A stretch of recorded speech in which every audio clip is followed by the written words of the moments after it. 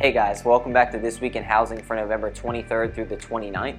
Let's get right into the key market indicators for this week. This week, our agents took 178 new listings.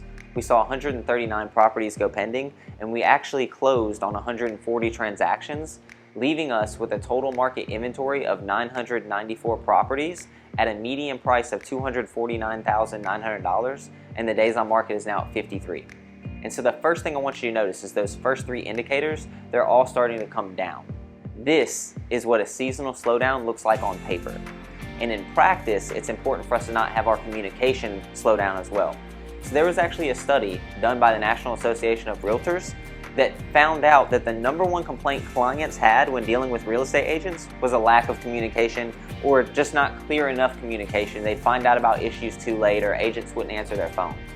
Funny enough, I can tell you from experience and from talking to other agents around the industry, maybe not their number one complaint, but a big complaint that they have in dealing with certain clients is also a lack of that communication. They'll say, oh, they didn't tell me they had to be out by this date no matter what, or I didn't even know they extended their lease, or maybe it's something like, I didn't know that second car bay in the garage was what was really making the big difference for them on these two houses. And so I want to encourage us to have an open communication as things start to slow down.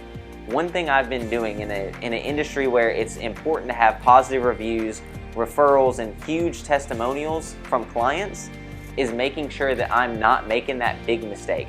And so I take time to make sure I have a conversation, even if there's nothing new. It's sometimes awkward, but I'll call and say, hey, how are you, John? I just want to let you know there's nothing new on my end. Want to make sure I'm not leaving you hanging on anything as well. Is there anything new with you?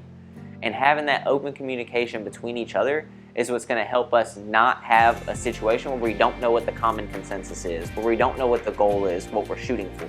Because at the end of the day, on this transaction, we're working together. A lot of times the agent's controlling the process, but the client is the one controlling the decisions. And the people in charge of the process and the decision need to be on the same page to actually get the job done. So if there's anything in the world I can do for you during this time, I'd love to have a conversation with you soon. And if not, I'll talk to you next week on This Week in Housing.